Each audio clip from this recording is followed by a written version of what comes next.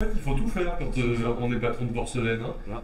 Ouais, c'est pas ça, c'est quand on porte les valeurs de la fabrique depuis plus de 35 ans, Ouais. y a des choses qui se délèguent pas. Hein. La passion, c'est une chose, les valeurs, on les connaît, donc jusqu'à centrer un cadre que nous avons fait, un ami de la fabrique nous a offert. Qui avait fait ça? Ça, c'est Daniel Gauthier.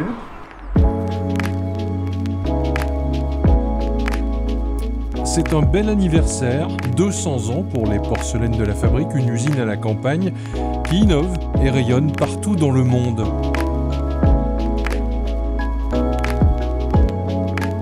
Parce qu'il y a eu des gens avant moi, il y a eu des gens qui seront là après. Et donc la responsabilité, c'est qu'à un moment donné, sachant que moi j'ai déjà 36 ans de présence ici, c'est de dire rendre hommage à ceux qui nous ont déjà permis d'avancer et de réaliser cette belle aventure. C'est pour ça que le bicentenaire, c'est rendre hommage à nos clients, aux institutionnels, aux élus. Mais c'est cet après-midi aussi rendre hommage à ceux qui ont fait la gloire de la fabrique.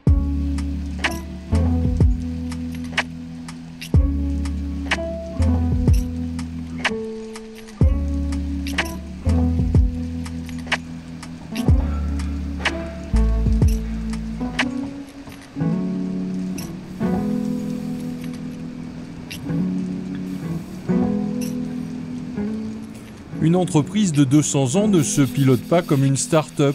Le travail des prédécesseurs oblige à la rigueur et à l'exigence.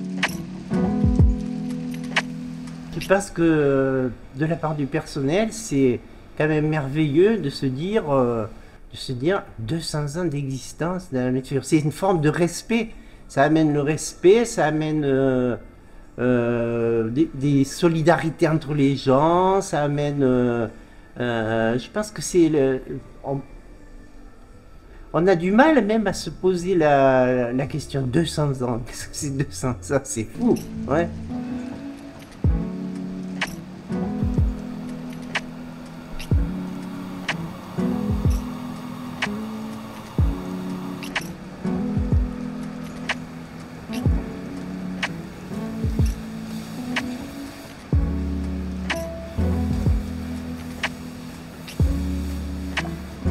C'est qu'aujourd'hui, une entreprise, c'est pas que du profit, c'est pas que, mais c'est avant tout des hommes. C'est avant tout ces gens qui créent, qui fabriquent la richesse même de l'entreprise, ce tissu. La carte d'identité des porcelaines de la fabrique aujourd'hui, c'est quoi? Combien de personnes? Pour quel volume?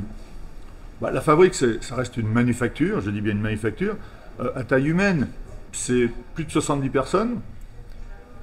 Pour, je dirais, à peu près 2 millions de pièces fabriquées par an et un chiffre d'affaires dans les meilleures années qui est plutôt à 8 millions, 8-7 millions d'euros.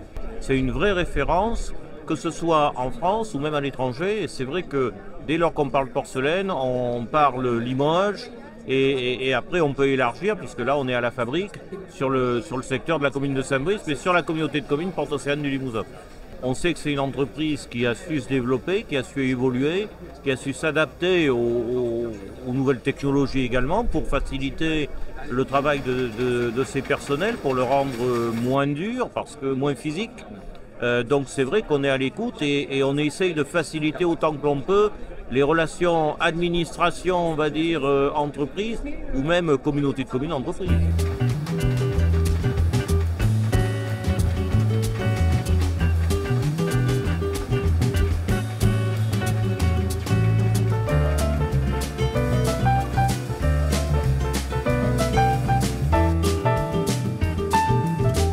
Dans tous les cercles mondiaux, ça ouvre des portes.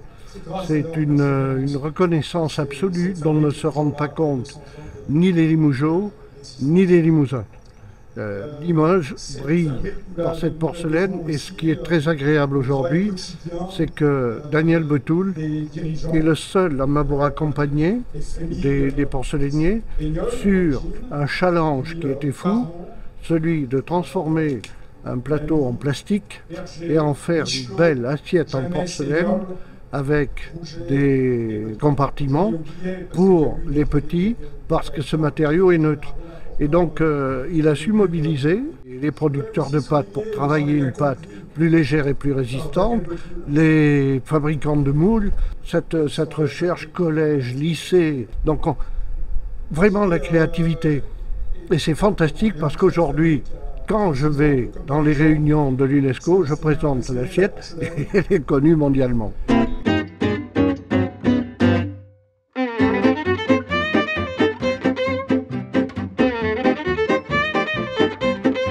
Je pense qu'il y a de plus en plus la problématique de nos artisans, c'est de se sentir bien au travail. Mais quand on évolue à la campagne où la pause méridienne, tout simplement on peut aller sur les pelouses, on peut aller chercher les champignons, parce que c'est vrai, à la fabrique on peut aller chercher les champignons en face à la forêt de Brigueuil, c'est extraordinaire.